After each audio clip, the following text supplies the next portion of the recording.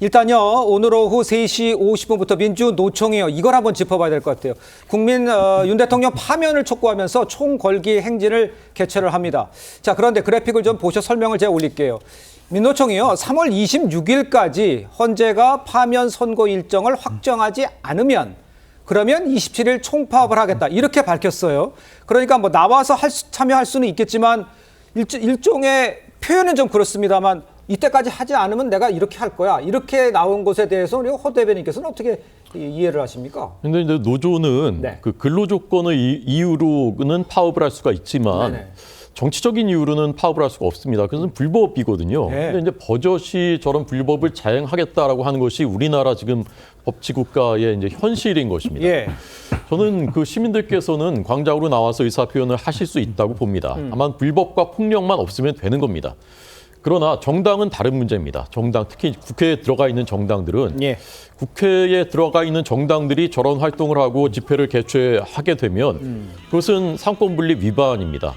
사법부를 압박하는 것이기 때문입니다. 더더군다나 민주당은 결론 지금 내놨지 않습니까? 파면으로 결정해라. 결론 내놓고 날짜까지 언제까지 해라. 이것은 노골적인 협박이거든요. 아하.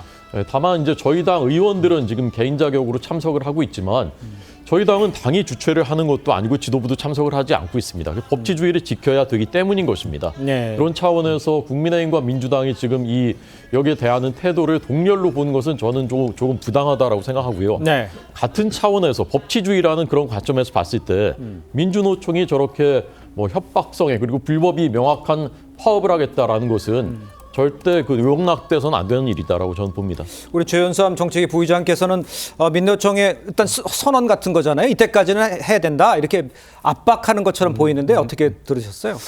물론 그 민주노총이 근로자를 대변하는 단체여서 방금 말씀하신 것처럼 근로조건과 관련되지 않은 그런 파업이 불법이 아니냐는 말씀을 하셨는데 네. 그것조차도 어떻게 보면 국민의 바람을 대변하는 것일 수도 있다는 저는 생각이 들고요.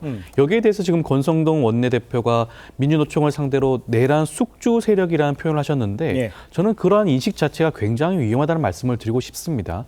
윤석열 대통령이 이번에 비상계엄과 내란 사태를 일으키면서 반국가 세력이라는 지칭을 반복적으로 사용을 했었거든요. 그렇다고 한다면 그러한 인식 자체가 여전히 현재 집행부로 있는 권성동 국민의힘 원내대표마저도 여전히 가지고 있는 게 아닌가라는 생각이 들 수밖에 없고요. 국민을 이런 식으로 편가르기 하다 보면 국민들의 갈등과 반목은 더욱 커질 수밖에 없습니다. 네. 지금 윤석열 대통령 파면을 선고를 두고 양측의 갈등과 긴장이 고조가 되고 있는데 여기에 대해서 정치권 입장에서는 이런 민주노총의 어떤 행동에 대해서 이렇게까지 극단적인 반응할 필요는 없지 않나 생각이 들고요. 민주노총도 국민의 하나의 집단으로서 저는 충분히 선택을 할 수는 있다고 보여지는데 그렇다고 하더라도 파업은 일단 예고성이고요. 예. 아직 결정되고 집행한 것은 아닙니다. 그 부분 한번 더 살펴봐야 되는 게 아닌가 생각이 듭니다. 알겠습니다.